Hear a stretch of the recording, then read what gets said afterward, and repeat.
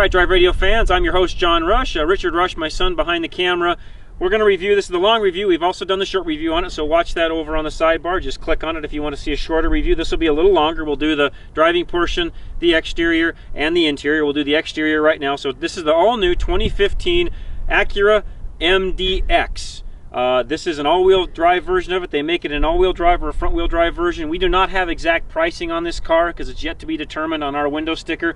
You can go to Acura's website. I looked this morning. There is some facts and figures there. This car starts around the $45,000 range. You'll then need to add your options, whatever else you want to do. So I don't know the exact price of the car that we're actually test driving, but you can go to the website and build your own, which, as Richard always says, you need to go drive that car anyways. You need to go check it out, build your own, see exactly what you want for specs. There may be options this car has you don't need, etc. But let's take a walk around. I really do like the looks of this. Richard talked about it in the short review also, about how good looking this car actually is. Got a nice sleek front end to it, very aerodynamic and good looking. Really like the headlights, and by the way, the headlights work great. They're nice and bright and very easy to see at. They've got an automatic dimming feature on them that I really liked, and it works well.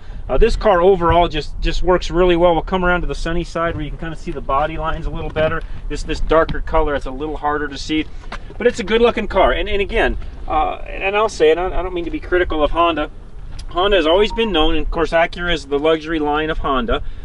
You know, Honda's never been one to build super flashy, and I know some of you are going to criticize me for this, but they're not a flashy, you know, type of a vehicle line. Honda is more of a boutique line.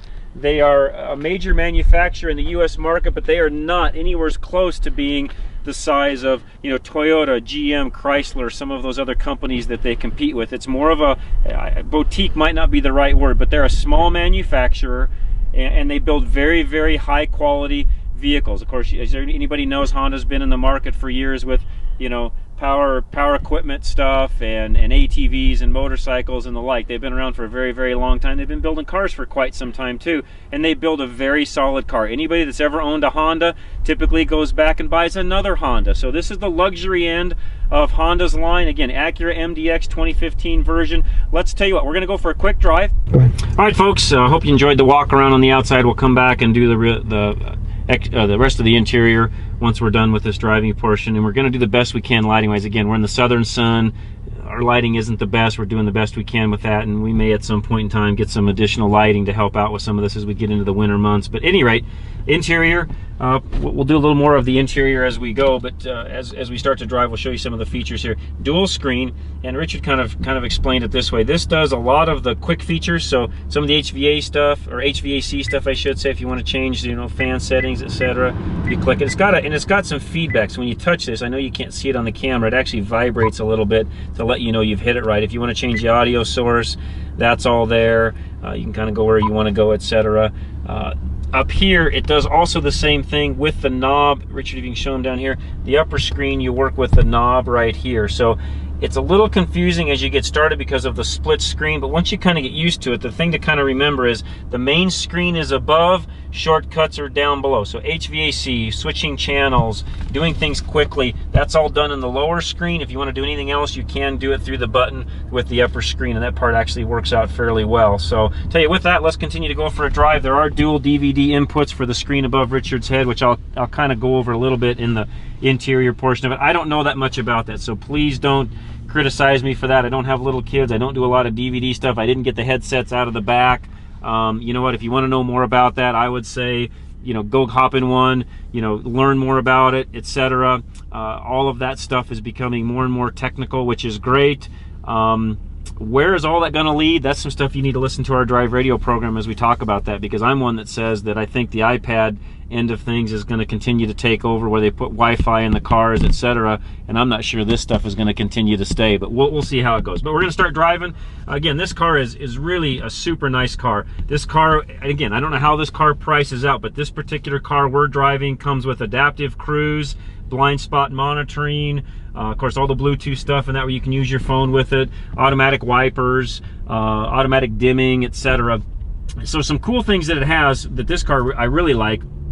It literally will drive itself. If I had lines on the road here, I could show you that, but this car literally will drive itself. It tells you if you don't have your hand on the wheel, it will actually come back and say, please, you know, it's going to disengage, please put your hands on the wheel, because literally it will steer the vehicle for you. If you're in traffic, you can set the adaptive cruise, the lane departure, and literally just barely keep your hands on the wheel, and it will do everything else for you. You just need to pay attention to what's around you, and it will handle the rest. It makes driving in traffic really, really a joy. It just takes so much stress out of it by using the features that the car has. That part I really, really did like.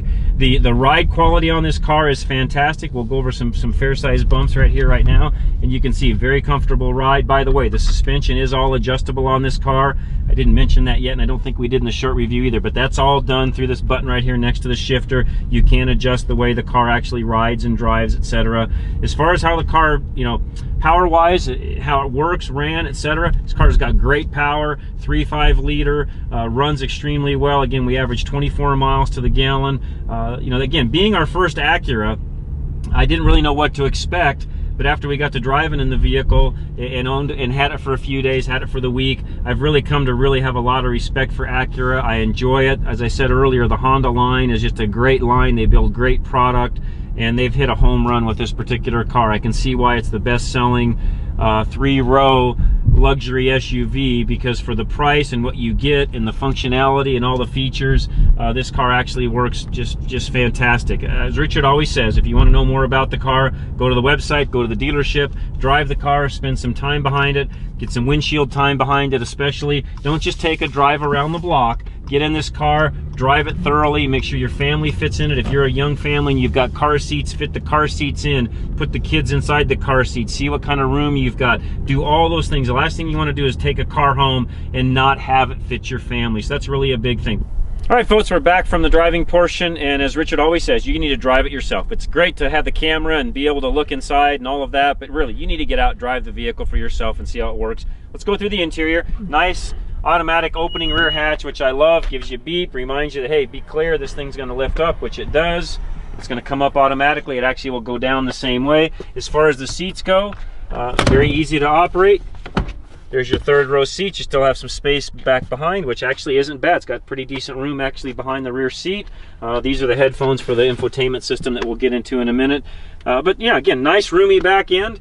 This car has every bit of room in the back of it as really as what a for example, a Lexus RX has, other than you've got a 3rd row seat. So actually just a little bit bigger than an RX, but gives you basically the same fuel economy, which we've been averaging around 24 miles to the gallon, which by the way is a little better than the RX that we've actually gotten. Has all the same features and stuff that an RX would have, other than you get a 3rd row seat and more storage when the seats are actually down. So comparison wise, you know, this is a tough car to beat. As Richard talked about in the short review, this is really a great car. The best selling 3-row luxury SUV on the market, and you'll see why as we continue to go through the review. So back seat, and some of you asked how tall I am in a couple of the reviews. So as I get in, I'm 5'10", just so you all know. I know that's hard to see on the videos, but I'm 5'10". I'm going to climb into the back here. As you can see, again, middle row seat. This seat's back quite a ways. In fact, I think it's back all the way. I've got plenty of leg room. You could put a person in the middle. This would be tight for 3 full adults in the back seat. 2 full-size adults would be great. A small child in the middle, a couple of car seats, however you want to configure it. And by the way, you've still got another 2 seats back behind you. Very cool feature here, which we like. They're not automatic, which they don't need to be on this type of a car for the price. Very functional. Put the net up. It keeps things cool in the back seat if you've got a child in a car seat, passengers, things like that. Very nice fit and finish, and a little plasticky on this upper part. But again, for the price point this car is, I don't mind this because they have trimmed it back out with some other nice features, and they've just done a good job. So, you know, getting back out of it, very easy. Lots of room in it. I'm gonna let Richard jump in the front seat. I'll come around to the other side. He can kind of video this, and I apologize for the lighting. We're getting into the winter months here in Colorado, and the lighting isn't as good. And no, we don't have a bunch of extra lights that we take out and shine and all of that. We're kind of a low budget crew here, so it is what it is. Nice interior. They've done a really nice job. We showed you some of that during the driving portion, so I won't get into a lot of it right now. But again, nice fit and features inside of this vehicle. I really like it. You know, it is a little plasticky up in here. Richard and I talked about that when we first got it.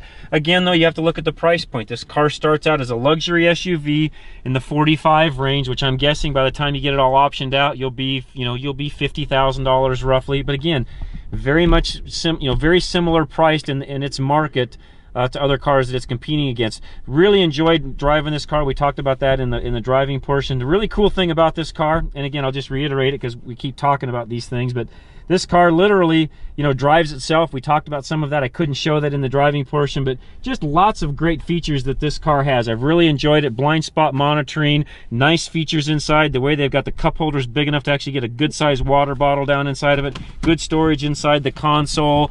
Nice up here as far as the sunroof is concerned. And one thing we didn't show you when I was in the back seat, but I'll pop it down right now, is this particular screen. As you can see from here, it's actually a double screen. We didn't bring a DVD with us, but it's actually a double screen. So it's a split screen, so the people in the back can actually watch either all of one thing, or they can split it up into two parts. And I don't know exactly how all that works, so don't quote me on that. I don't have DVDs in my own cars because my kids are all grown. The youngest one is behind the camera right now, so I don't have that need anymore. Maybe the grandkids, as they get older, will get into that, but at this point, not a big issue. So again, Acura MDX 2015 model, all new. Continue to watch us on Drive Radio, our YouTube channel, all one word, Drive Radio. If you found us there, great. If you found us on our website, just go to YouTube and type in Drive Radio, all one word. You'll find our channel. Listen to us every week live on Saturdays. We're here locally on AM 560, and we're on from 10 a.m. to 1 p.m. And you can also see us live on YouTube. We stream it every week. You can also go to our website, Drive-Radio, and watch it right there on our homepage. But with that, we appreciate it very much. Thanks for watching. Continue to send us some comments, and we'll continue to make these videos better for you as we continue to learn how to do it and do it right for you. Appreciate you watching.